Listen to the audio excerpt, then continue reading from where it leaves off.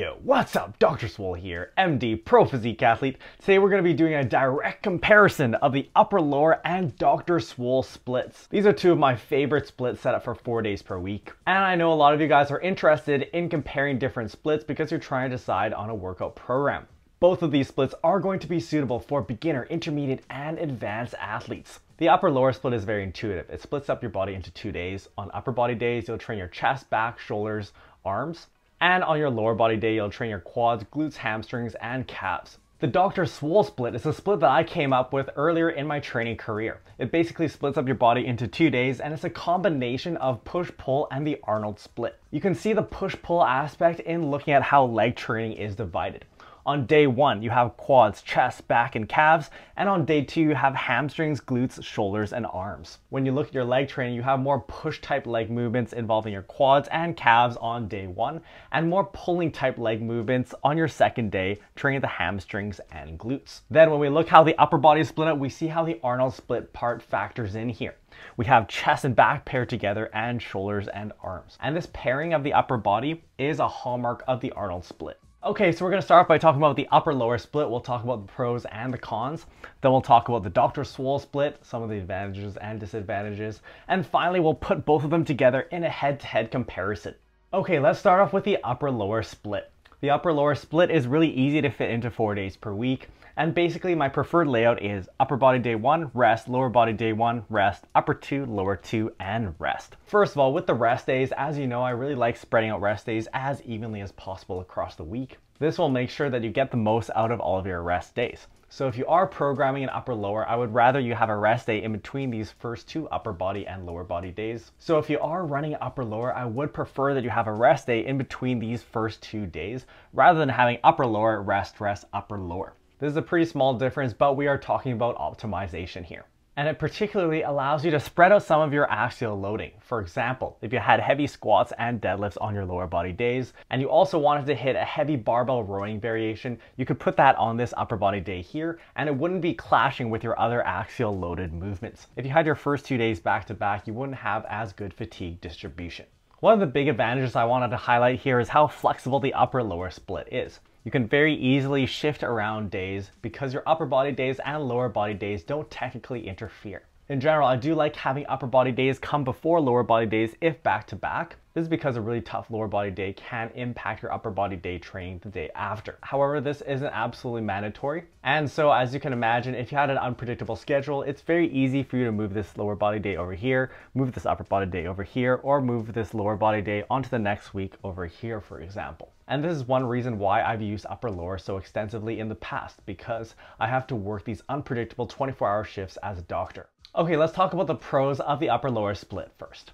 First of all, this split is very flexible, which we just talked about, and this is why I really like this for beginners and for people who have busy schedules. Consistency and sustainability are number 1 in bodybuilding, so you really want to choose a program that will fit well into your lifestyle no matter how busy your week is or whatever random thing happens. Next, with the upper lower split, you don't have interference between days, and this also feeds back into the last point, which is why it's so flexible. This is also nice for a beginner because it means you don't have to worry too much about auto-regulation. That is, if you push really hard on one day and you're really sore, say in your quads, you don't need to worry about training quads again for another few days. As you become more advanced, you are better able to titrate your stimulus. That is, you can modify the volume and intensity of your training on the fly so that you can manage soreness and work around fatigue. And if you're experienced enough, you shouldn't have to run into that kind of issue, even if, say, you were training the same muscle group 2 days in a row. But for beginners, I do like a split that allows you to get yourself really sore and still be able to train for your next workout. Now, with the upper-lower split as traditionally written, it favors the lower body. This is because you have more muscle groups to train in your upper body than in your lower body.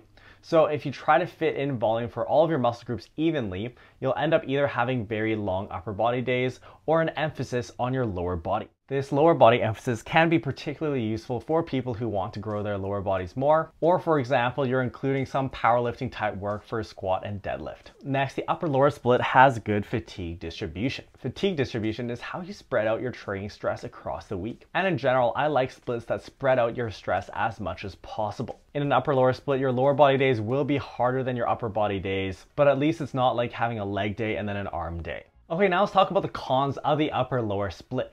As traditionally written, your upper lower split has shoulders and arms trained after your pushing and pulling movements.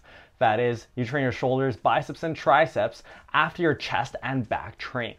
And this is a disadvantage because your biceps and triceps get indirectly used in your pushing and pulling movements. So if you were to do a lot of volume on your pushing or pulling movements, you may not perform as well on your direct arm lifts. Productive volume is a key driver of hypertrophy. And if you look at volume from the perspective of sets times reps times weight lifted, if you're not performing as many reps with as much weight, you're not performing as much volume. Now note that we are talking about the traditional upper lower split here. This can be modified. And as you guys know, I like making the modification of moving biceps off of upper body days onto lower body days and splitting up our side delt work and moving some of it onto lower body days. This will allow you to train your biceps and delts when they're fresh, and it will basically solve this problem. Your triceps will still be affected though. Next con of the upper lower split is that you have less priority for your upper body. As we mentioned earlier, this is because you just have more muscles to train on that upper body day. So to fit everything in, you'll end up having very long upper body days or an emphasis on your lower body. Now the solution is to move some of your upper body work onto lower body days. And my favorite modification does just that. So it effectively solves this issue as well. Note that there are other modifications to the upper lower split that you can make.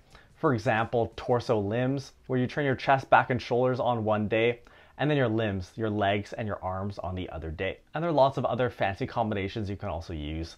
For example, the past few months I've been running an upper lower with my back training split up over all 4 days, as well as my side delts and calves. Now, one other potential issue with the upper lower split is that you have a limited frequency to 2 times per week for all muscle groups. This is if we're running the traditional upper lower split, keep in mind. Now, this is not going to be a problem for most beginners and intermediates. Twice per week frequency is going to be plenty. The main thing about frequency is it allows you to increase your productive volume. Once you start getting over about 8 to 10 sets per workout, you're going to want to split up that volume over more workouts, because when you have that much training for one muscle group in one day, you're not going to perform as well by the end of it because of local fatigue. So at some point you may want to play around with higher frequencies for certain muscle groups. Of course, the upper lower split, as I mentioned, is very easy to modify, so you can make changes. And as you may have noticed, with some modifications, we can basically solve all of these issues of the upper lower split. And this is why I like the upper lower split so much. It's extremely versatile, and when you make a few modifications to it, it becomes a top tier split. Okay, now let's talk about the Dr. Swole split. So here's the layout I prefer. You have day 1, which is quads, chest, back, calves, rest. Day 2, which is hamstrings, glutes, shoulders, and arms, and then rest, and then day 1 and day 2 again. As you can see, the way we spread out our days is basically the same, but you start to see a few differences here. First of all, frequency is different. We're basically training our legs with every single workout. So your legs are going to get a higher frequency of training, particularly because some of our leg movements will bleed into both categories. For example, I mainly count deadlifts as a glute and hamstring exercise, but they also do involve quads to some small degree. The other thing is our shoulders and arms actually get trained 4 times per week in this split. They get trained directly on your glute and hamstring days on day 2s, but they also get trained indirectly on your chest and back days. I really like this higher frequency for those smaller muscle groups because it allows you to perform better on your small muscle group training. The other key thing is shoulders and arms get moved off of chest and back days. This allows you to train them when they're fresh. As we mentioned earlier, in the upper lower split, your arms may be fatigued after being trained indirectly with your chest and back work. But here they get to be trained when they're fresh after glute and hamstring training. Note that the Dr. Swole split is somewhat of a modified full body split because you're training your legs and your upper body in every workout. Actually, they really like this from a fatigue distribution standpoint. Quad training is the relatively easier part of your leg training and is paired with chest and back training, which is the relatively harder part of your upper body training. So the stress is actually really evenly distributed across workouts. Now note here that one issue that could potentially arise is quads and hamstrings and glutes get trained back to back on Saturday and Sunday, as well as chest and then shoulders coming right after. Okay, now let's talk about the pros and cons of the Dr. Swole split. Starting off with the pros. This split allows you to train your shoulders and arms when they're fresh. This is the key strength of the Arnold paradigm, where you split up your upper body into chest and back and shoulders and arms. When you split off your shoulders and arms off of chest and back day, you get to train those muscle groups when they're fresh. And this doesn't happen with a lot of popular splits like upper lower, push-pull legs, and full body. The other thing that happens when you do this is you get a high frequency for your shoulder and arm training, because as we said, we're splitting up our direct and indirect work. Particularly your biceps and triceps get trained indirectly on chest and back training. I like training these smaller muscle groups with higher frequencies, so it's a nice way to indirectly increase your frequency. Next, this split allows you to give some priority to accessory presses. Often your accessory presses like weighted dips, close grip bench press, and overhead press gets placed second in priority after bench press. Your horizontal presses will typically get first priority. But when shoulders and arms are trained independently from chest and back, you can place those accessory presses on those days and train them when you're relatively fresh. Finally, this split has excellent fatigue distribution. As we said, it splits up your upper lower body in ways that actually evens things out really well. All right, now cons of the Dr. Swole split. First of all, your quads and glutes and hamstrings do come back to back later in the week, as we just mentioned. This issue can be solved with some careful programming. There are some leg exercises that involve your quads and glutes and hamstrings together more so than others. For example, I mainly count sumo deadlift as a glute and hamstring movement, but it also involves quads. But if you chose Romanian deadlifts instead, these use your quads to a much lower degree. And for example, if you paired this with something like a hack squat, then on the quad side of things, you're not really using your hamstrings much. So you can solve this issue with exercise selection. The other thing here is that chest and shoulders come back to back later in the week as well. This is just a consequence of running this split over 4 days across the week, and it's an inherent disadvantage of the Arnold split itself. The traditional Arnold split is set up as chest back, shoulders and arms, and then legs. So intrinsically, you have shoulders and arms coming after chest and back. The issue here is that if you wanted to place a heavy accessory press like overhead press or close grip bench press on your shoulder and arm day, then it could clash with a heavy bench press type movement coming the day before. But keep in mind, since this is 4 days across the week, the split is asymmetric. That is, with the first 2 days, you have a rest day in between.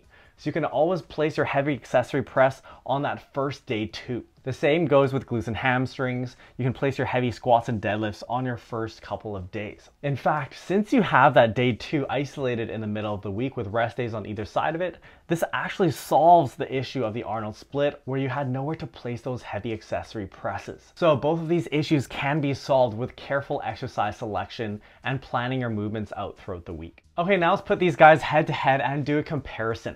So what's better about the upper lower split versus the Dr. Swole split? With the upper lower split, the main advantage here over the Dr. Swole split is that it's more flexible.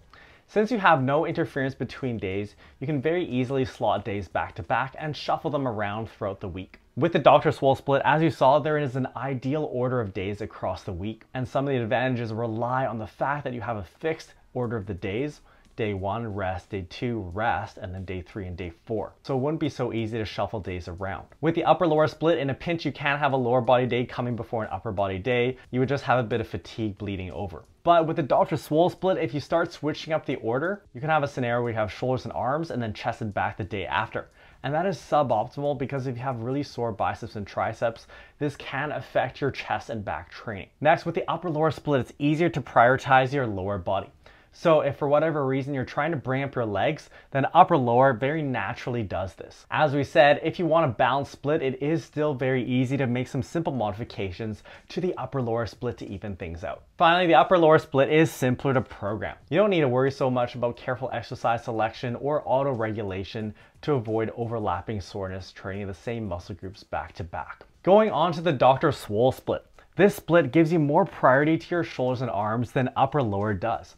And this is because we're able to train those muscle groups when they're fresh on a separate day from chest and back training. So if your priority is to bring up your shoulders and arms, then I would recommend trying the Dr. Swole split. Next, this split gives you more opportunities for heavy pressing. We're able to slot in pressing movements with chest training, but also with shoulder and arm training. So if you wanted, you could be pressing 4 times a week, which would allow you to bring up your numbers on your accessory lifts, and this could also help you bring up your bench press. Pressing is quite technical, so it is nice to have those more opportunities to build technique. Finally, the Dr. Swole split requires careful exercise selection. As we saw, there can be some potential interference later in the week where 2 days come back to back. Of course, you can get around this by placing your exercises intelligently across the week. So in summary, which split is better?